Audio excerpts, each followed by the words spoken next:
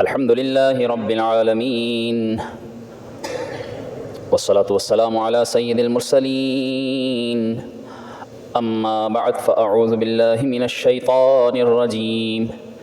بسم الله الرحمن الرحيم قال الله تعالى في القرآن المجيد والفرقان الحميد وَإِن طَائِفَتَانِ مِنَ الْمُؤْمِنِينَ اقْتَتَلُوا فَأَصْلِحُوا بَيْنَهُمَا صدق الله تعالى مولانا العظيم وبلغنا رسوله النبي الأمين الكريم ونحن على ذلك لمن الشاهدين والشاكرين والحمد لله رب العالمین۔ آج 21 فروری سن 2025 اور 22 شعبان المعظم 1446 ہجری 114واں جمعۃ المبارک کا یہ بیان، جس کی تمہید گزشتہ سے پیوستہ کہ تقریباً ایک ماہ قبل جو پچھلے 5 جمعۃ المبارک گزرے، ان میں ہم نے سورہ حجرات کی تفسیر کا آغاز کیا تھا، جس میں پہلی آیہ کریمہ جس میں اللہ تعالیٰ کے اور اس کے رسول صلی اللہ علیہ وآلہ وسلم کے احکامات پر تقدم سے منع کیا گیا، اور اس میں ہم نے یہی سنا کہ اللہ رسول کے احکامات کے دائرے میں رہ کر شریعت کی، دین اسلام کی پیروی کرتے ہوئے زندگی گزارنی چاہیے، اور اللہ سے تقوی یعنی تقوی پرہیزگاری کا کچھ مفہوم بیان ہوا۔ آیت نمبر 2 اور 3 میں رسول اللہ صلی اللہ علیہ وآلہ وسلم کی بارگاہ کا ادب جو اللہ تعالیٰ نے قرآن مجید میں سکھایا، یہ بیان کیا گیا، اور آیت نمبر 4 اور 5 میں جو صحابہ کا انداز تھا حضور کی بارگاہ میں، کہ کیسے وہ حضور علیہ الصلاۃ کی بارگاہ کا، نہ صرف بارگاہ مصطفیٰ کا بلکہ متعلقات مصطفیٰ کا بھی وہ دل و جان سے ادب کیا کرتے تھے، دل و جان سے بڑھ کر ادب کیا کرتے تھے، وہ ہم نے سنا۔ اور آیت نمبر 6 میں ہم نے فاسق کی خبر سے متعلق تفصیلی گفتگو سنی تھی۔ اس کے بعد آیت نمبر 7 اور 8 میں صحابہ کرام علیہم الرضوان کا ہی ذکر کیا گیا ہے، جو انشاءاللہ پھر کبھی کسی موقع محل کے موضوع پر انشاءاللہ سنیں گے۔ جبکہ آیہ کریمہ آیت نمبر 9 جو آج کا موضوع ہے، سورہ حجرات کی آیت نمبر 9، اور یہ سورہ حجرات کی جو تفصیل اور اس کی تفسیر کا جو حصہ سلسلہ وار چل رہا ہے، یہ آج اس کا 6واں حصہ ہے، جس میں اللہ تبارک و تعالیٰ نے جو اسلامی معاشرے کے لیے ایک اہم ترین ضرورت ہے اور ضرورت رہے گی، جس کی ضرورت رہی، اس کو بیان فرمایا ہے۔ اور جیسا کہ ہم نے 15 شعبان المعظم کے جمعۃ المبارک میں یعنی پچھلا جمعہ جو سنا تھا کہ شب براءت میں جن لوگوں کو نہیں بخشا جاتا، ان 6 لوگوں کا ذکر سنا تھا، اور اس میں سے ایک تھا قاطع رحم، کہ جو اپنے رشتہ داروں سے رشتہ داری توڑتا ہے، تعلق توڑتا ہے، اس کے بارے میں۔ اور پھر شب برات کی رات ہم نے سنا تھا کہ ان رشتہ داروں کے ساتھ حسن سلوک کے کیا فضائل ہیں، ان کے ساتھ عفو و درگزر سے کام لینا چاہیے۔ اسی سلسلے کو آگے بڑھاتے ہوئے جو سورہ حجرات کی آیت نمبر 9 کا بھی موضوع ہے، آج کی گفتگو کا موضوع ہے صلح کے فضائل۔ یہ بھی یاد رکھیے کہ اسلامی اجتماعی زندگی کا سنہری اصول ہے کہ جب 2 گروہوں، تنظیموں میں، 2 خاندانوں میں، 2 فرقوں میں لڑائی جھگڑا ہو جائے، کوئی تنازع کھڑا ہو جائے، تو پھر جن کا اثر و رسوخ ہو، جن کی حیثیت مانی جاتی ہو، جن کا رعب دبدبہ ہو، تو انہیں چاہیے کہ وہ اپنے ان اختیارات کا استعمال کرتے ہوئے مخالف فریقوں میں عدل و انصاف کے ساتھ اختلافات ختم کرانے کی کوشش کریں، اور کوشش کریں کہ انہیں جوڑ دیں، ملوا دیں،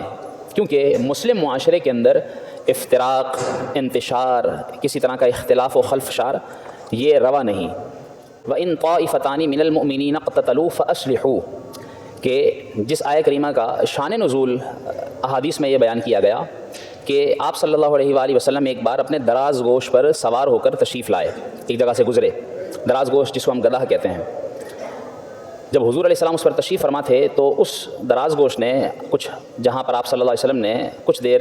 توقف فرمایا، اس جگہ اس نے پیشاب کیا، اور حضور صلی اللہ علیہ وسلم اس کے اس طرح رکنے کے تھوڑی دیر کے بعد وہاں سے آگے بڑھ گئے۔ جب وہ گدھا پیشاب کر رہا تھا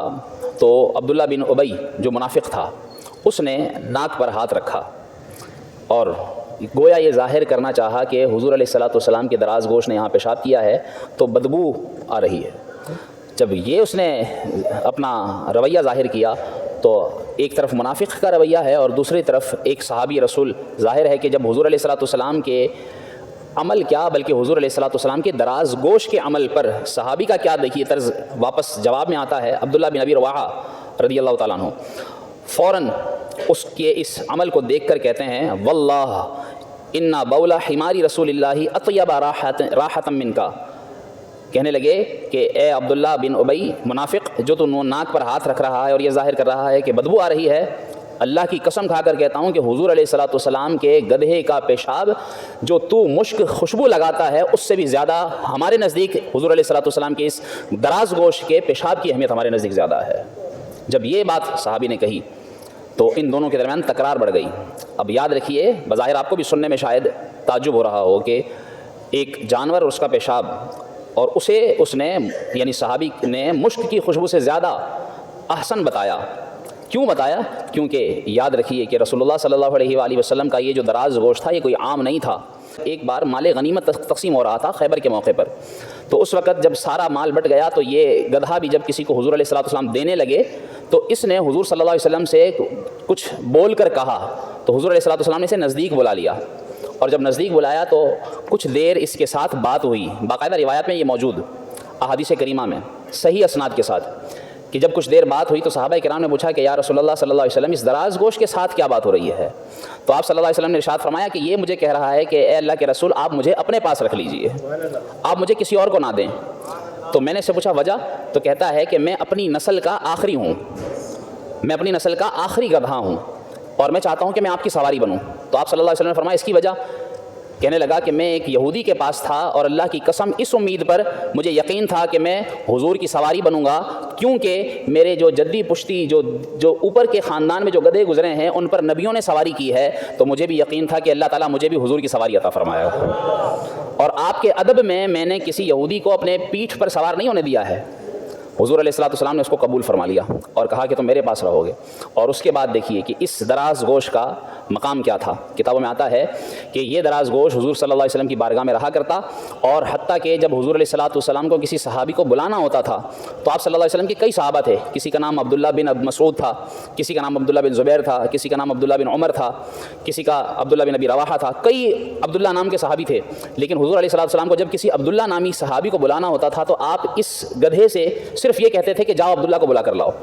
اور یہ گدھا حضور صلی اللہ علیہ وسلم کے کہنے پر اسی عبداللہ کی گھر کی چوکھٹ پر جا کر سر رگڑتا تھا جس کو حضور صلی اللہ علیہ وسلم نے بلانا چاہا ہوا کرتا تھا۔ تو یہ اس گدھے کے تعلق رسول کی وجہ سے علم کا عالم تھا۔ اس وجہ سے یہ صحابہ کرام علیہم الرضوان ایسے ہی نہیں، انہوں نے حضور صلی اللہ علیہ وسلم کے دراز گوشت کے پیشاب کو اس کے مشک کی خوشبو سے زیادہ اچھا بتایا، کیونکہ انہیں محبت ہی کچھ حضور علیہ السلام سے ایسی تھی، آپ صلی اللہ علیہ وسلم سے دل و جان سے وہ پیار کیا کرتے تھے۔ اب جب یہ واقعہ ہوا تو ان کے درمیان لڑائی بڑھی، اس منافق اور یہ صحابی کے درمیان۔ جب حضور صلی اللہ علیہ وسلم کو پتہ چلا تو آپ صلی اللہ علیہ وآلہ وسلم تشریف لائے اور ان کے درمیان صلح کرا کر معاملہ ختم فرمایا۔ تو اللہ تبارک و تعالیٰ نے قرآن کی آیت نازل فرمائی جو میں نے آپ کے سامنے پڑھی۔ ارشاد ہوا وَإِن طَائِفَتَانِ مِنَ الْمُؤْمِنِينَ اقْتَتَلُوا، کہ اگر ایمان والے آپس میں لڑ پڑیں تو انہیں یہ چاہیے کہ وہ بجائے قتال کرنے کے، لڑائی کرنے کے، تمہیں یہ چاہیے کہ فَأَصْلِحُوا بَيْنَهُمَا، تم ان کے درمیان صلح کراؤ، اور تمہارے صلح کرانے کے بعد بھی فَإِن بَغَتْ إِحْدَاهُمَا عَلَى الْأُخْرَى، پھر بھی تمہارے سمجھانے پر کوئی نہ سمجھے اور ایک دوسرے کے اوپر زیادتی کرنے کی کوشش کرے، تو جو ظلم کرے، جو زیادتی کرے فَقَاتِلُوا الَّتِي تَبْغِي حَتَّى تَفِيءَ إِلَىٰ أَمْرِ اللَّهِ، تو پھر جو بغاوت کرے اس کو قتل کر ڈالو، اس کو ایک طرف کر۔ اور فرمایا لیکن اگر وہ مان جائیں فَإِن فَاءَتْ، پھر اگر وہ واپس رجوع کر لیں فَأَصْلِحُوا بَيْنَهُمَا بِالْعَدْلِ وَأَقْسِطُوا، تو پھر ان کے درمیان کوشش کرو کہ معاملہ کسی طرح رفع دفع کر کے ان کے درمیان اتفاق کرا دو اور انصاف سے کام لو۔ آخر میں فرمائیں ان اللہ یحب المقسطین، بے شک اللہ تبارک و تعالیٰ انصاف کرنے والوں کو پسند فرماتا ہے۔ تو اس طرح اس آیہ کریمہ میں دیکھیے کہ کس طرح مسلمانوں کو آپس میں صلح کرانے کا حکم دیا گیا ہے۔ آج دیکھیے کہ اول تو دیکھا جائے کہ ایسی باتیں جو نفرت کا، عداوت کا سبب بنتی ہوں، لڑائی کی وجہ بنتی ہوں، تو وہ ایمان اور اسلام کے منافی ہیں، کیونکہ رسول اللہ صلی اللہ علیہ وسلم نے کیا ارشاد فرمایا المسلم اخو المسلم لا یظلمہ ولا یسلمہ، کہ مسلمان کا بھائی ہے، نہ اس پر ظلم کرنے دیتا ہے کسی کو اور نہ خود اس پر کو ظلم کرتا ہے۔ یعنی مسلمان کو آپس میں ایک دوسرے کو اپنا بھائی سمجھنا چاہیے۔ اگلی آیہ کریمہ آیت نمبر 10 میں اللہ تعالیٰ نے کیا فرمایا انما المؤمنون اخوہ فاصلحوا بین اخویکم کہ مومن آپس میں بھائی بھائی ہیں تو تم اپنے بھائیوں کے درمیان صلح کرایا کرو، اور واتقوا اللہ، اللہ سے ڈرا کرو، لعلکم ترحمون، تاکہ اللہ تعالیٰ تم پر رحم فرمائے۔ رسول اللہ صلی اللہ علیہ وسلم نے کیا ارشاد فرمایا؟ ایک صحابی روایت فرماتے ہیں کہ آپ صلی اللہ علیہ وسلم نے ارشاد فرمایا ترى المؤمنین فی تراحمهم وتوادهم وتعاطفهم كمثل جسد الواحد اذا اشتكى عضو تداعى له سائر الجسد بالسهر والحمى۔ فرمایا کہ مسلمانوں کو تم آپس میں ایک دوسرے کے ساتھ شفقت، محبت، ایک دوسرے کے اوپر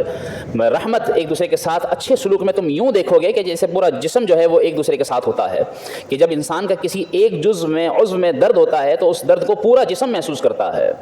جسے شاعر نے یوں کہا ہے، مبتلائے درد کوئی عضو ہو روتی ہے آنکھ، کس قدر ہمدرد سارے جسم کی ہوتی ہے آنکھ،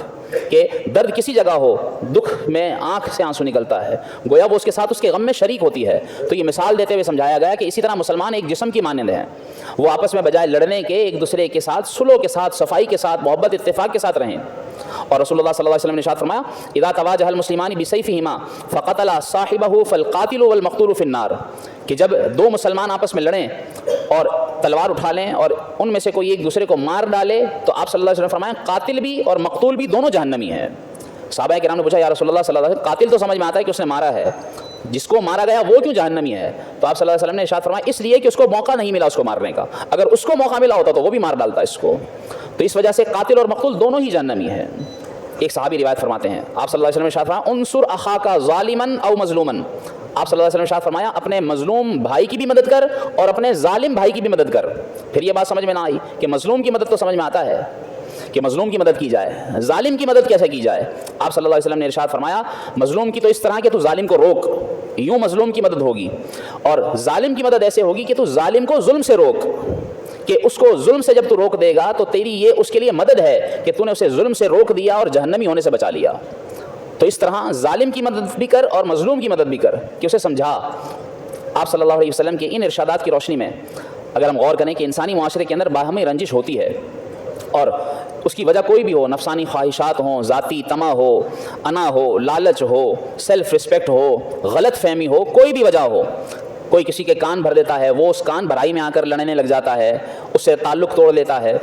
اور پھر اس طرح یہ موڑ آ جاتا ہے کہ وہ ایک دوسرے کی شکل دیکھنا بھی گوارا نہیں کرتے۔ ہمیں کیا کرنا چاہیے؟ ہمیں اسلام کیا سکھاتا ہے؟ ہمیں اسلام یہ سکھاتا ہے کہ ان دو لڑنے والے چاہے افراد ہوں، خاندان ہوں، گروہ ہوں، تنظیم ہوں، فرقے ہوں، مختلف مذاہب ہوں، انہیں کسی نقطۂ اتحاد پر لانے کی کوشش کرنی چاہیے، کہ کسی ایسی جگہ پر وہ آ کر جڑ جائیں اور ہم وہ فوائد ان کو بتائیں کہ تمہارے ایک ہونے سے نقصان کم ہے اور تمہیں فائدہ زیادہ ہے، اور تم اس نقصان کو چھوڑ دو، اپنے فائدے کو دیکھو، ایک جگہ اکٹھا ہو جاؤ۔ انہیں اس طرح ایک کرنے کی کوشش کرنی چاہیے، لیکن افسوس یہ ہے کہ ہم یہ سمجھتے ہیں کہ نہیں ہم کیوں ان کے معاملے میں پڑیں، چھوڑو کون ان کے بیچ میں آئے۔ یاد رکھیے جو یہ اپنے پڑوس میں یا اپنے آس پاس میں لگی ہوئی آگ کو دیکھ کر یہ سمجھ لیتا ہے کہ میرے گھر میں تھوڑی آگ لگی ہے، لگی رہنے دے خود ہی بجھائے گا، یاد رکھیے کہ پھر وہ آگ آخر اگر بڑھ گئی تو پھر وہ تیرے گھر تک بھی آئے گی اور اس کی لپیٹ میں تو بھی آئے گا۔ اس لیے یہ کہہ کر نہیں چھوڑ دینا چاہیے کہ چھوڑو ان کے گھر کا معاملہ ہے۔ مسلمان کو صلح کے فضائل مد نظر رکھنی چاہیے، اور موجودہ دور میں تو فرقہ واریت، مذہبی منافرت جو کتنی زیادہ بڑھ چکی ہے، اس میں تو شدید ضرورت ہے اس صلح کروانے کی، ایک جگہ پر لانے کی۔ یاد رکھیے کہ اس آیہ کریمہ کے اندر جو الفاظ ہیں ان پر بھی غور کریں۔ کیا ہوا؟ وَإِن، اگر ایسا ہو بھی جائے، مطلب یہ کہ ایک مسلمان اور لڑائی یہ کیسے ہو سکتا ہے، لیکن اگر ہو بھی جائے تو پھر تمہیں چاہیے کہ تم صلح کراؤ۔ اور کیا کہا گیا؟ فرقہ نہیں کہا گیا، طائفتن کہا گیا، مطلب یہ کہ تھوڑے لوگ ہوں گے لڑنے والے، مطلب 100 ہیں تو 100 کے 100 نہیں لڑیں گے، ان میں سے 2 4 10 یہ لڑنے والے ہوں گے، ان کو سمجھاؤ گے تو تم سارے ایک ہو جاؤ گے۔ اور فرمایا گیا من المؤمنین، یعنی تم ایک دوسرے کے اوپر لٹھ لے کر دوڑ چلے ہو، ہلہ بولنے کے لیے تیار ہو، اور تم ایک دوسرے کو مارنے مرنے کے لیے تیار ہو جاتے ہو، یہ تو سوچو کہ تم کون ہو؟ من المؤمنین، تم ایمان والے ہو۔ تم ایمان والے ہو کر کیسے لڑ سکتے ہو؟ تم لڑنے نہیں بلکہ تم تو لڑوانے سے دور کرنے آئے ہو، لڑنے سے روکنے آئے ہو، تمہارا تو کام یہ ہے۔ کسی شاعر نے خوب کہا ہے نا، تو برائے وصل کردن آمدی، تو جوڑنے کے لیے آیا ہے، نئے برائے فصل کردن آمدی، تو توڑنے فاصلہ کرنے تھوڑی آیا ہے، تجھے تو جوڑنے کے لیے بھیجا گیا ہے۔ ولا تبغی الفساد فی الارض، تو فساد زمین میں ڈھونڈتا مت پھر، ہم تو ڈھونڈتے ہیں لڑائی کہاں ہو رہی ہے، اور کھڑے ہو کر ہم ویڈیو کہاں بنائیں، ہم انہیں سوشل میڈیا پر کیسے وائرل کریں۔ نہیں، ان اللہ لا یحب المفسدین، اللہ تعالیٰ فساد کرنے والوں کو پسند نہیں فرماتا۔ حضور صلی اللہ علیہ وآلہ وسلم نے دیکھیے نا کہ ایک موقع پر کہ جب ایک قبیلے بنی عمر بن عوف کے درمیان جھگڑا ہوا تو آپ صلی اللہ علیہ وسلم کو معلوم ہوا تو نماز کا وقت قریب تھا، لیکن آپ صلح کروانے کے لیے تشریف لے گئے، اور صلح کروا کر جب آپ تشریف لائے تو آپ صلی اللہ علیہ وسلم کو نماز میں پہنچنے میں دیر ہو گئی، اور یہاں تک کہ آپ واپس آ کر نماز میں شریک ہوئے، یعنی آپ امامت اس دن اس نماز کی نہ کر سکے، کس لیے کہ صلح کروانے کے لیے تشریف لے گئے۔ گویا آپ صلی اللہ علیہ وسلم نے صلح کو ترجیح دی، نماز پڑھانے پر بھی کتنی اہمیت ہے صلح کی۔ اس لیے علماء نے لکھا ہے کہ صلح کروانے کے لیے اگر دو لوگوں کے درمیان کسی کو صلح کروانے میں جھوٹ کا سہارا بھی لینا پڑے تو اسے اجازت ہے۔ خلاصہ ملتا ہے کتابوں میں کہ 3 جگہ پر جھوٹ بولنا جائز ہے۔ ایک جنگ میں کہ جب ظالم ظلم کر رہا ہو تو اس کو ظلم سے بچانے کے لیے جھوٹ کا سہارا لے کر جنگ میں استعمال کیا جا سکتا ہے۔ دوسرے نمبر پر میاں بیوی زوجین کو ایک کرنے کے لیے جھوٹ بولنے کی اجازت ہے۔ تیسرے نمبر پر یہ صلح کرانے کے لیے۔ دیکھیے کتنی بڑی بات ہے کہ ایک جھوٹ جس کا مذمت ویسے کتابوں میں قرآن و حدیث میں بیان ہے، لیکن مسلمان کو جوڑنے کے لیے جھوٹ بول کر کے اس طرح کہ بھائی وہ تو تمہارے بارے میں بہت اچھا خیال رکھتا ہے، وہ تو تمہاری بڑی تعریف کرتا ہے، وہ تو تمہارے بارے میں ایسی سوچ رکھتا ہے اور تم اس کے بارے میں یہ سوچ، اگرچہ وہ نہ رکھتا ہو تو یہ جھوٹ بول کر بھی اگر ان کی صلح ہو جائے تو کیا چاہیے۔ لیکن افسوس یہ کہ ہم جڑوانے کے لیے جھوٹ نہیں بولتے، ہم تو توڑوانے کے لیے جھوٹ بولتے ہیں، ہمارا معاملہ الٹا ہے، افسوس ہے۔ حالانکہ اس کے فضائل دیکھیے، قرآن کریم میں اللہ تعالیٰ نے کیا فرمایا، وَالصُّلْحُ خَيْرٌ، کہ صلح بہترین چیز ہے، سب سے بہتر ہے صلح کر لینا، جڑ جانا۔ کیوں؟ رسول اللہ صلی اللہ علیہ وسلم نے ارشاد فرمایا جو صلح کرائے اللہ تبارک و تعالیٰ اس کا معاملہ سیدھا کر دیتا ہے، اور جب کوئی صلح کرانے کے لیے کوشش کرتا ہے تو باتیں کرتے ہوئے سمجھاتے ہوئے ایک دوسرے کو ملانے کے لیے جتنے کلمے بولتا ہے اللہ تبارک و تعالیٰ اسے ہر کلمہ بولنے پر غلام آزاد کرنے کا ثواب عطا فرماتا ہے۔ صلح کروانے کے فضائل یہ، اور یہاں تک فرمایا کہ جب کوئی صلح کرانے جاتا ہے اور وہ صلح کروا دیتا ہے تو جب واپس آتا ہے تو ان کی تو صلح ہو جاتی ہے، اللہ تبارک و تعالیٰ اس صلح کروانے والے کو جب واپس ہی آ رہا ہوتا ہے یہ مغفرت یافتہ ہو کر واپس آ رہا ہوتا ہے، بخش دیا جا چکا ہوتا ہے۔ آپ صلی اللہ علیہ وسلم نے ارشاد فرمایا کہ میں تمہیں نماز روزے صدقے سے افضل نہ بتاؤں عمل کوئی؟ صحابہ کرام نے عرض کیا یا رسول اللہ صلی اللہ علیہ وسلم کیوں نہیں، نماز روزہ صدقہ سے افضل عمل؟ آپ صلی اللہ علیہ وسلم نے ارشاد فرمایا صلح کرا دینا یہ افضل عمل ہے۔ کیوں؟ کیونکہ صلح یہ فساد کو کاٹ دیتی ہے، اگر فساد باقی رہتا ہے تو فساد خیر کو کاٹ دیتا ہے، تو چونکہ صلح کرانے والا فساد کو کاٹ دیتا ہے، وہ فساد جس کی وجہ سے کئی خیریں دور ہو جاتی ہیں، تو فرمایا اس لیے صلح ہو جائے گی، تو جس کے درمیان صلح ہوئی اللہ تعالیٰ اسے بھی نماز روزے کی صدقے کی توفیق عطا فرما دیتا ہے۔ اس طور پر یہ صلح افضل ہے۔ قیامت کے دن رسول اللہ صلی اللہ علیہ وسلم تشریف فرمائے صحابہ کے درمیان، اور بیٹھے ہوئے آپ صلی اللہ علیہ وسلم مسکرا دیے۔ جب مسکرائے تو مسکرانے پر صحابہ کرام علیہم رضوان نے پوچھا یا رسول اللہ صلی اللہ علیہ وسلم کیا وجہ ہے مسکرانے کی؟ آپ صلی اللہ علیہ وآلہ وسلم نے ارشاد فرمایا قیامت کے دن ایک بندہ اللہ کی بارگاہ میں دعویٰ کرے گا یا اللہ اس نے مجھ پر ظلم کیا تھا، اس نے مجھ پر ظلم کیا تھا، یا اللہ تم مجھے اس سے بدلہ دلوا۔ تو اللہ تبارک و تعالیٰ اس شخص کے جو اس نیکیاں ہوں گی جس نے ظالم نے جس نے ظلم کیا ہوگا، تو اللہ تبارک و تعالیٰ اس ظالم سے کہے گا کہ تیری نیکیاں اب اس کو دی جائیں گی کہ تو نے اس پر ظلم کر کے اس کا حق مارا، اور جب اس کی نیکیاں ختم ہو جائیں گی تو پھر اس سے کہا جائے گا کہ اب تیرے پاس نیکیاں نہیں بچیں، لہٰذا اب تیرے گناہ اس کے سر لادے جائیں گے، اور یوں جو ہے وہ اس ظالم کے اوپر اس مظلوم کے گناہ لاد دیے جائیں گے، اور قیامت کے دن ہر ایک چاہے گا کہ اس کے گناہوں کا بوجھ ہلکا ہو۔ تو اتنے میں اللہ تبارک و تعالیٰ سے فرمائے گا جب اس کے اوپر گناہوں کا بوجھ بڑھ جائے گا اسے سامنے جنتی محلات دکھائی دیں گے، جنتی محلات دیکھے گا تو وہ پوچھے گا یا اللہ یہ جنتی محل کس کے لیے ہیں؟ تو اللہ تبارک و تعالیٰ فرمائے گا جو اس کی قیمت ادا کرے اس کے یہ محلات ہیں۔ تو وہ پوچھے گا یا اللہ عز و جل اس کی قیمت کیا ہے؟ اللہ تبارک و تعالیٰ ارشاد فرمائے گا تو اپنے بھائی کو معاف کر دے، یہ اس کی قیمت ہے، تو معاف کرے گا یہ جنتی محل تیرے۔ فوراً وہ کہے گا یا اللہ میں نے اس کو معاف کیا، جو اس نے میرے حقوق دبائے تھے چھوڑ دیے میں نے معاف کر دیا۔ اللہ تبارک و تعالیٰ فرمائے گا میں تجھ سے اعلیٰ ہوں، جب تو معاف کرنے والا ہے تو میں بھی معاف کرنے والا ہوں، جا اپنے بھائی کا ہاتھ پکڑ اور تم دونوں جنت میں داخل ہو جاؤ، دونوں جنت میں داخل۔ یعنی رسول اللہ صلی اللہ علیہ وسلم نے ارشاد فرمایا کہ تم صلح کروایا کرو، کیونکہ قیامت کے دن یہ کام اللہ رب العالمین بھی کروائے گا، یہ صلح کا کام قیامت کے دن اللہ بھی کروائے گا۔ تو ہم دنیا میں رہ کر صلح نہیں کرواتے، افسوس یہ کہ ہم لڑواتے ہیں، ہم جدائی ڈلواتے ہیں۔ رسول اللہ صلی اللہ علیہ وسلم نے کیسے ستانے والوں کو معاف کیا، واہ رے حلم کے اپنا تو جگر ٹکڑے ہو پھر بھی ایذائے ستم گر کے روادار نہیں۔ یہ میرے آقا صلی اللہ علیہ وسلم کی تعلیمات ہیں، یہ اسلامی تعلیمات ہیں کہ ہم ایک دوسرے کے ساتھ صلح و صفائی سے کام لیں، بجائے لڑوانے کے توڑوانے کے۔ چھوٹی چھوٹی باتیں ہوتی ہیں انہیں درگزر کریں، انہیں معاف کریں، لیکن یہاں یہ یاد رہے کہ معاف کرنے میں یا صلح کرانے یا کرنے میں کسی حلال کو حرام یا حرام کو حلال کرنے کی اجازت نہیں ہے. جہاں کوئی شرعی حد ٹوٹتی ہو تو پھر وہاں صلح کی اجازت نہیں ہے. صلح وہیں ہو کہ جہاں پر دیکھے کہ کوئی شرعی قباحت نہیں، جہاں دیکھے کہ پتہ چلے کہ صلح کروانے کے بعد اور کوئی بڑا فساد کھڑا ہو جائے گا تو پھر وہاں صلح کروانے سے بچنا بہتر ہے. یہ ساری باتیں ہمیں مد نظر رکھنی چاہیے. اللہ کریم ہم سب کو یہ فضائل مد نظر رکھتے ہوئے ایک دوسرے کے ساتھ صلح کرنے، دوسروں کی صلح کروانے کی توفیق عطا فرمائے. آمین بجاہ نبی الامین صلی اللہ علیہ وسلم. حقیقت میں وہ لطف زندگی پایا نہیں کرتے جو یادیں مصطفیٰ سے دل کو بہلایا نہیں کرتے جو یادیں مصطفیٰ سے دل کو بہلایا